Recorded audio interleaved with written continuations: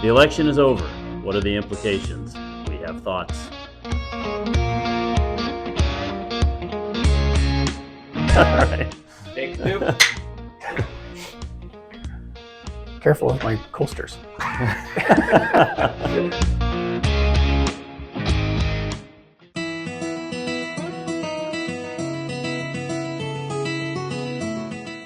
It does seem like the traditional understanding of what each party represents has flip-flopped to me. Yeah. So like you were saying, typically the portfolios we were looking at pre-election were, okay, what's going to do well if Harris-Walz administration is elected? And it was things like, healthcare, green energy, big pharma, and then the flip side of that on the Trump side was, aerospace and defense, oil, natural gas, infrastructure. And I think those are still true, but for different reasons. I think it's interesting because the spending for aerospace and defense, if nothing else, not for the U.S.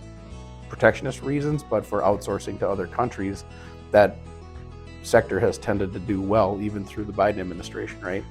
And I don't think that necessarily Trump and his constituents are against green energy, right? They're for it, but they're for it in a measured, meaningful, long-term way. So I think we can actually satisfy a lot of the different objectives from both sides. So I don't even think that there's going to be an outperformance by one sector versus another based on policy, because it seems like the lines are blurred a little bit more. Yeah. And that he's not necessarily, in his administration, with the inclusion of, maybe Elon Musk, certainly Robert F. Kennedy Jr., Tulsi Gabbard, a lot of the people that kind of were on the Democrat side that migrated to the center right, and the mandate that he received from the vast majority of Americans is he's going to play it down the middle, right? Like I think he's already gotten fair warning from people like Joe Rogan to say, now don't turn and go after anybody, stay down the middle, which is great for the country and great for the markets, because typically we'll say the one thing we don't want is, either party having full control of the House and Senate and presidency, and frankly, the Supreme Court at this point.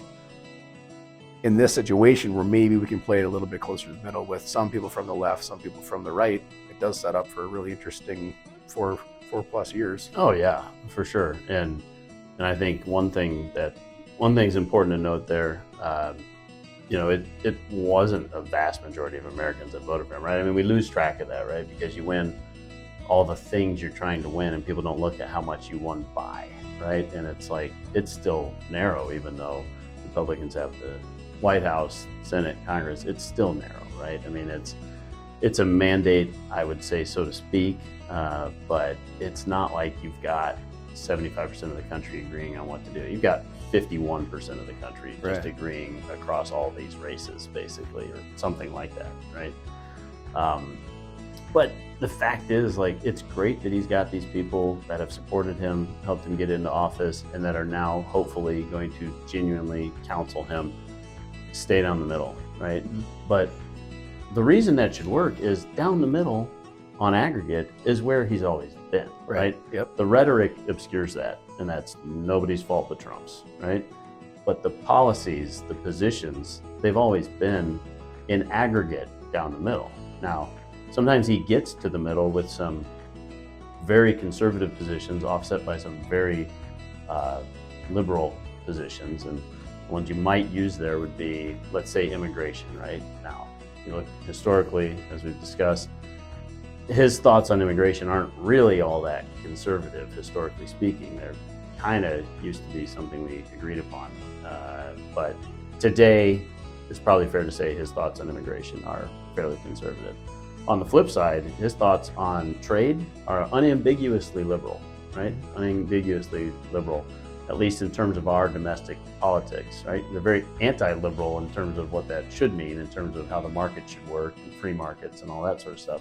But point being, in terms of how our U.S. political system thinks about it, these are liberal economic perspectives that he has on tariffs and American manufacturing and all that.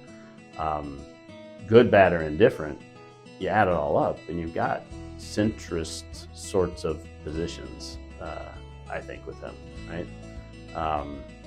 So will some of those conservative positions, though, and some of those liberal positions, will they work out? Will they not? And the tariffs, I think, in particular, I think we it's reasonable to think about that and talk about that and to wonder whether those could have negative implications for the economy, for the consumers, prices, and then for, potentially for the stock market.